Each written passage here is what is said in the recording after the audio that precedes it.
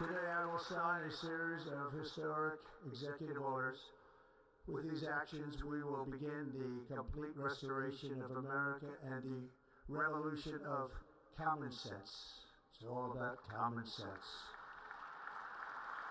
First, I will declare a national emergency at our southern border.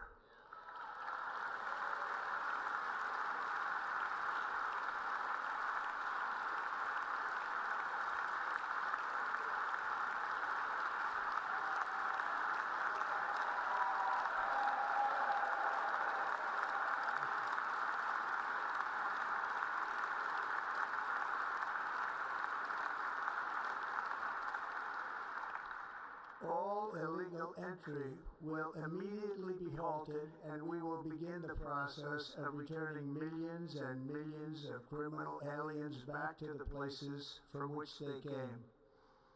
We will reinstate my Remain in Mexico policy.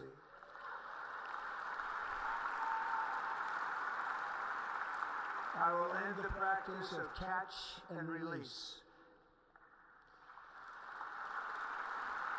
And I will send troops to the southern border to repel the disastrous invasion of our country.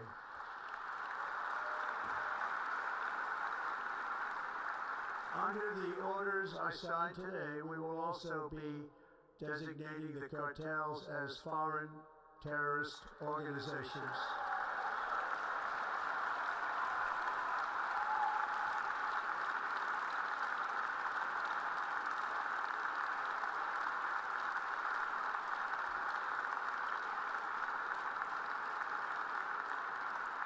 And by invoking the Alien Enemies Act of 1798, I will direct our government to use the full and immense power of federal and state law enforcement to eliminate the presence of all foreign gangs and criminal networks, bringing devastating crime to U.S. soil, including our cities and inner cities.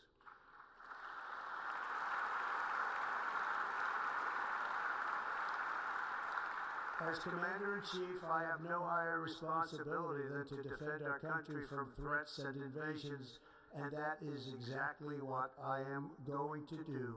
We will do it at a level that nobody's ever seen before.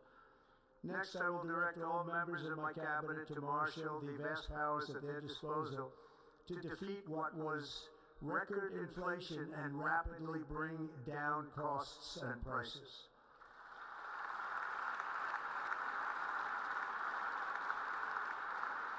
The inflation crisis was caused by massive overspending and escalating energy prices, and that is why today I will also declare a national energy emergency. We will drill, baby, drill.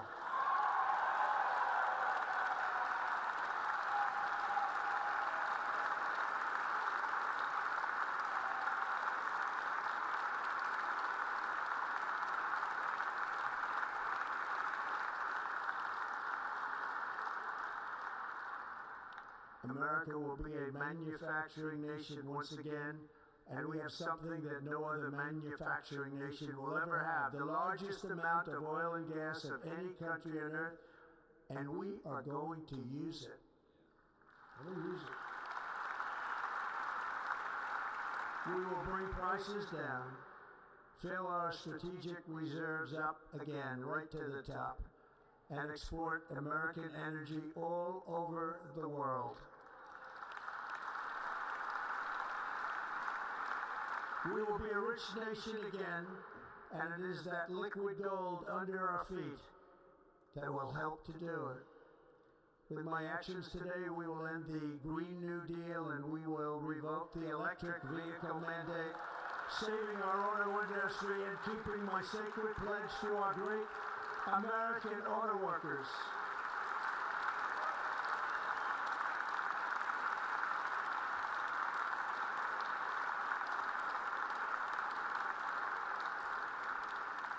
In other words, you'll be able to buy the car of your choice. We will build automobiles in America again at a rate that nobody could have dreamt possible just a few years ago.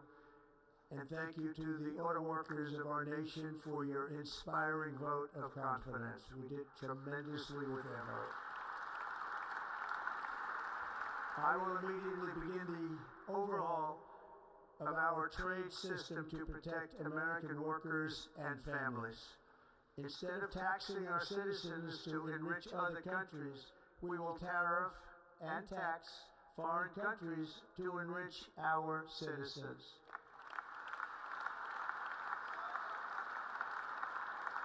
For this purpose, we are establishing the External Revenue Service to collect all tariffs, duties, and revenues. It will be massive amounts of money pouring into our treasury, coming from foreign sources. The American dream will soon be back and thriving like never before to restore competence and effectiveness to our federal government. My administration will establish the brand new Department of Government Efficiency.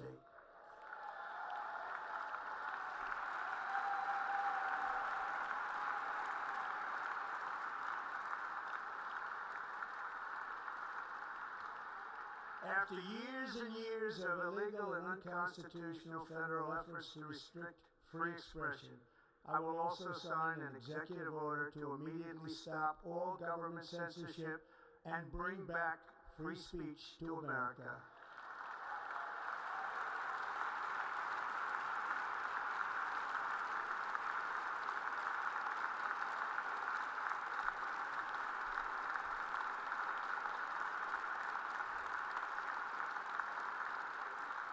Never again will the immense power of the state be weaponized to persecute political opponents, something I know something about. We will not allow that to happen. It will not happen again. Under my leadership, we will restore fair, equal, and impartial justice under the constitutional rule of law.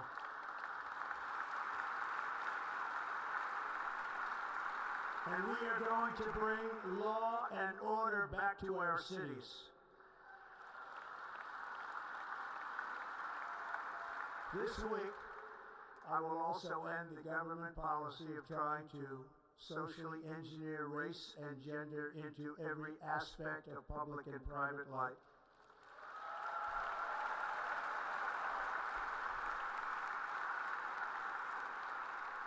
We will forge a society that is colorblind and merit-based.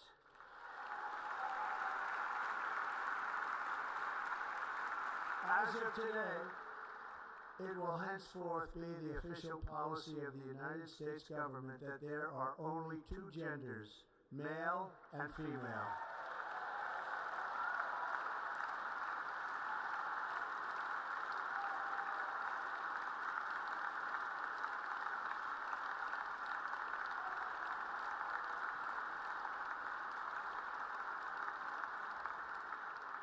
This week, I will reinstate any service members who were unjustly expelled from our military for objecting to the COVID vaccine mandate with full back pay.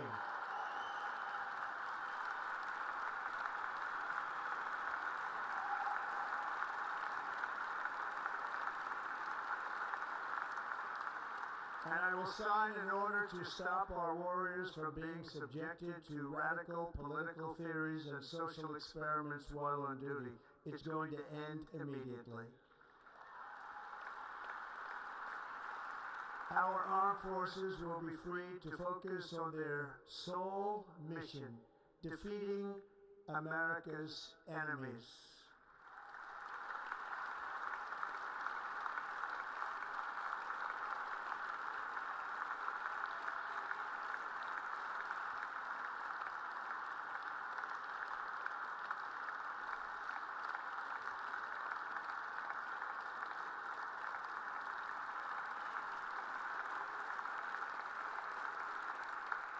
Like in 2017, we will again build the strongest military the world has ever seen.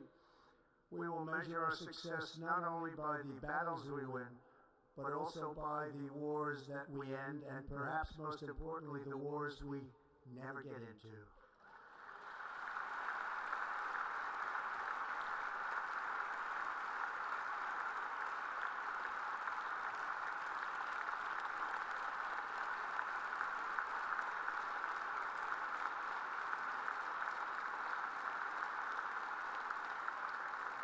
My proudest legacy will be that of a peacemaker and unifier. That's what I want to be, a peacemaker and a unifier.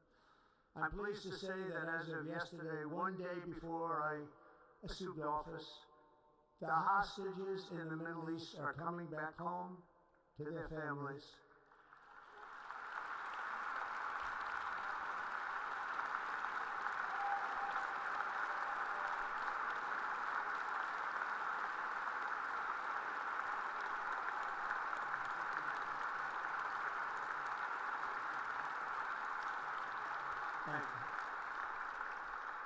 America will reclaim its rightful place as the greatest, most powerful, most respected nation on earth, inspiring the awe and admiration of the entire world. A short time from now, we are going to be changing the name of the Gulf of Mexico to the Gulf of America, and we will restore the name of a great president, William McKinley, to Mount McKinley, where it should be and where it belongs.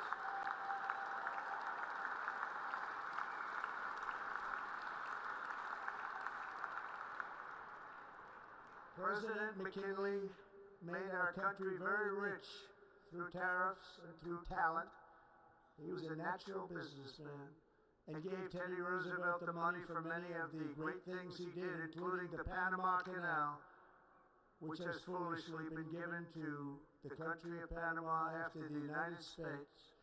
The United States, I mean, think of this, spent more money than ever spent on a project before and lost 38,000 lives in the building of the Panama Canal. We have been treated very badly from this foolish gift that should have never been made, and Panama's promise to us has been broken. The purpose of our deal and the spirit of our treaty has been totally violated. American ships are being severely overcharged and not treated fairly in any way, shape, or form, and that includes the United States Navy. And above all, China is operating the Panama Canal, and we didn't give it to China, we gave it to Panama, and we're taking it back.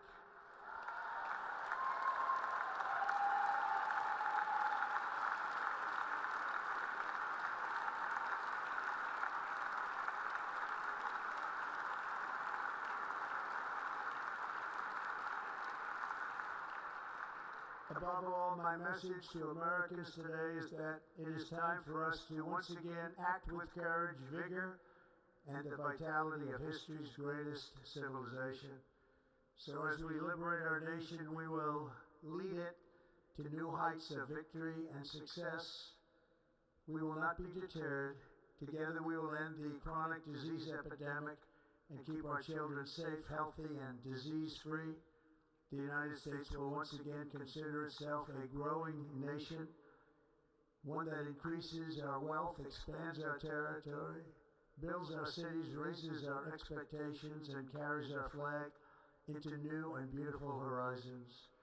And we will pursue our manifest destiny into the stars, launching American astronauts to plant the stars and stripes on the planet Mars.